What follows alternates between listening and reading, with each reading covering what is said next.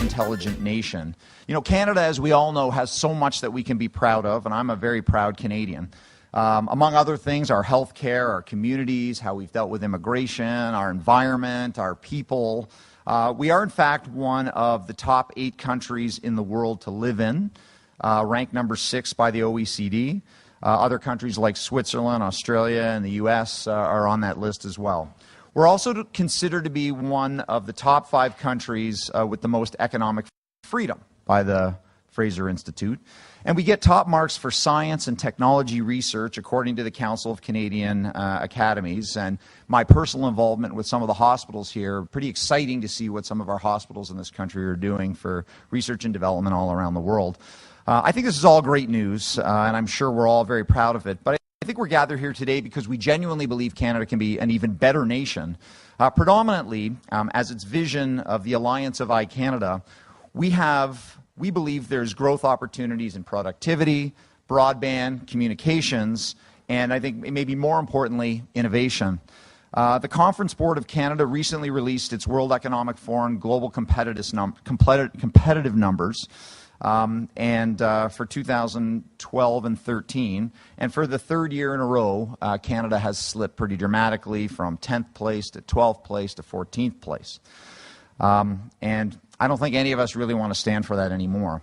You know, good is certainly not good enough, not when we want to compete on a global scale. And I can tell you the amount of times in the last 2 years since the global crisis, how we, as Canadians, said this is a great opportunity for Canada to really increase its advancement in the world. Let's not squander that opportunity. And I think Canada really can compete, even at a higher level on the global scale. Now, to my surprise, over the years, I have been included on a few notable lists recently of what's been referred to as a social CEO, or companies that behave in a social way. And I've been invited by Barry, in particular, to today to tell you a little bit about what that means and why I think it actually makes a difference. Now, you see, I believe that one of our opportunities for Canada's economic development and recovery is social media, and I think that is due a little bit of an explanation. I don't think all of you need to get on Twitter, and then that's going to help Canada in any direct way. But I really do believe that there is an opportunity for Canada to better understand the influence that social media has on the world. And I think in particular to recognize the importance of a word, and the word is transparency. And to leverage transparency to build a culture of innovation in our country. Now, we all know these examples of the Arab Spring, legislative protests, the Occupy movement. I mean, we're all familiar to this, and social media in some way was a catalyst for those. But I do think they are evidence, the effect that social media has had on the entire world around us. Whether you like it or not, we are in a significant period of change, and I would argue a period of change that we've not seen in hundreds of years. In fact, I think we're at the confluence of 2 revolutions, a social revolution and a technology revolution. And I think the impact of change is being felt by businesses all around the world. And I think the expectations of leaders, like everybody in this room and myself, have also changed. Consumers are demanding transparency like never before. They want to discuss what they like, from politics to products, the companies they love and support, also the ones they dislike. It's like the online dinner table, the way I like to look at it. Now, this is a shift that some have referred to as, and I'm sure many of you have heard the word, we certainly didn't invent it, but social business. And I think it really hinges on the idea that businesses and their leaders will have no choice but to act more openly, more transparently from this day forward. How a company talks to its employees, how it talks to its shareholders, its customers, its community, its regulators, its government, and this applies to government itself. And with technology, the expectation that things are going to happen faster, they're going to happen in real time, and how we communicate to all of these stakeholders at the same time, I think really needs to be reconsidered. Don Tapscott, a Canadian author, by the way, agrees that this shift is happening, and I'll read a quotation from him. Millions of media buffs now use blogs, wikis, chat rooms, and personal broadcasting to add their voices to a vociferous stream of dialogue and debate. Employees drive performance by collaborating with peers across organizational boundaries, creating what we call a wiki workplace. Customers become prosumers rather than simply consuming the end product. This new way of organizing will eventually displace the traditional corporate structures as the economy's primary engine of wealth creation. So, how do we make Canada a leading intelligent nation? And I think we leverage the opportunity to define our definition of leadership, because in many ways, and I believe this is true, and maybe it's a bit provocative, but the way we thought about strategy in the past, to me and to us, really is dead. And I think there is a revolution that is underway. It's time to take on the biggest challenger that I think the world has seen in an awful long time. Now, it's not social media, but I think it's what the result of social media is, which is the word I used before, transparency. A company called Brand Fogg and Chadwick Bailey in a recent study showed that 94% of consumers believe that social CEOs enhance the brands that they represent. 50% of consumers are more willing to buy from a company after following their tweets. 78% of employees want to work for a social CEO. 82% of employees believe that social CEOs are more trustworthy. If we want to stimulate consumer confidence and their purchasing behavior in order to increase Canada's economic metabolism, then why are Canadian executives still divided on this issue about the value of social media? Why are we not listening to the 94% of consumers who believe that social leaders will build better brand engagement? Or those 50% who have shown that they will buy from us if we engage with them in an online way? Why are so many of us not leveraging this, to me anyway, very obvious opportunity? Why are 70% of Fortune 500 CEOs absent from social networks altogether, and only 16% of a sample of 1,700 CEOs recently surveyed by IBM absent from social networks? This is, I think, especially hazardous in terms of an omission today, in particular with our economy that really does need all the power it can get. The same IBM study I just alluded to says that in 5 years, social media will be the second most common way to engage with customers, the number one way being in traditional face-to-face interactions. So we have an opportunity to stimulate economic growth by using the transformative value of social media to boost consumer interaction and I think drive sales, and we don't have to wait 5 years. We could do it now. With social media, I think, we have a choice to passively listen to what people think about our communities, about our business, about our products, or we can be an active part of that discussion, that conversation to help inform, educate, and teach our customers or our citizens, whatever the case may be. I think also, better yet, if we engage customers and prospective customers in meaningful dialogue about their lives, challenges, interests, concerns, we can build communities of trust and loyalty with our respective areas of interest, whether that's business, whether that's government, whether that's philanthropy. Imagine having conversations with the world and seizing the opportunity to push our strong Canadian brand on an international level. We already know Canada's global reputation is fantastic, and this is one way that we can take advantage of it.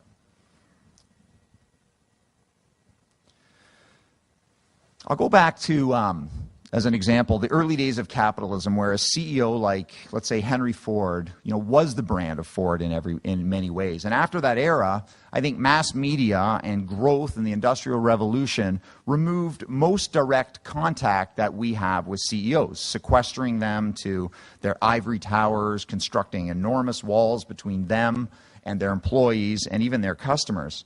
But now the world of the CEO, I think, and leadership in general, has really turned to glass. Your business isn't your business anymore. There are no covers hiding your organization. Your processes, your people are visibly seen behind the curtain. All right, maybe not completely today, but I think it's impossible to refute that this is the trend.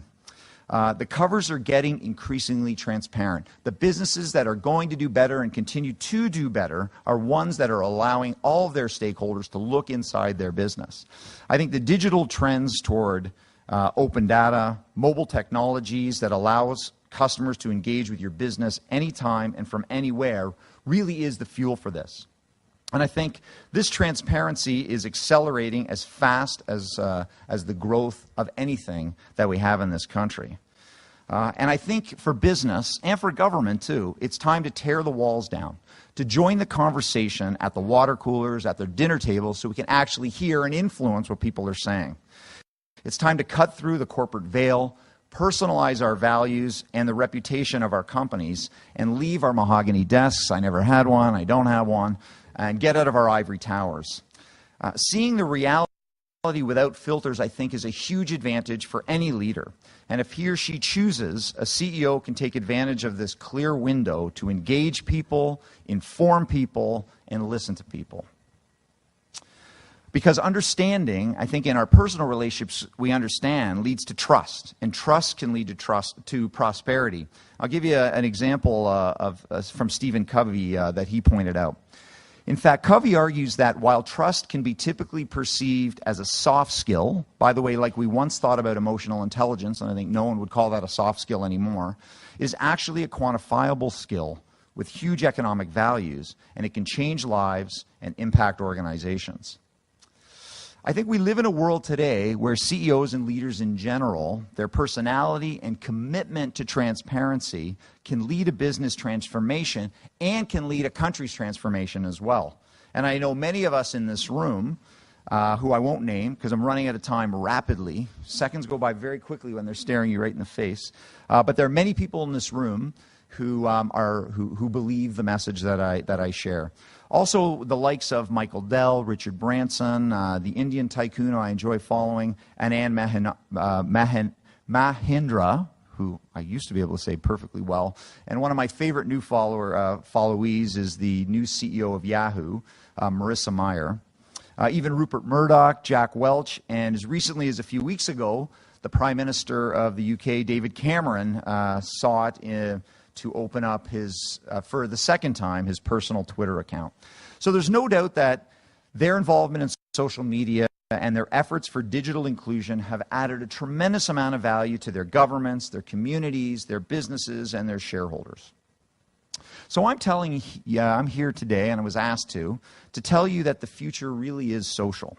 And there are many predictions that support this statement, and I had a variety of quotations, and I'm going to trust that you believe me without me having to quote someone else. So, but being a social business for me is one that focuses on digital inclusion, some words we talked about earlier before, where all employees and their leadership utilize social media in one form or another.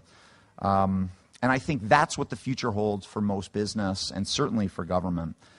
It's the new competitive advantage, and I think it is the fuel, or certainly a new fuel, that can really help Canada's economic development as well as its competitiveness around the world. I mean, why can't Canada invent the next Google? Why can't Canada invent the next iTunes, for example?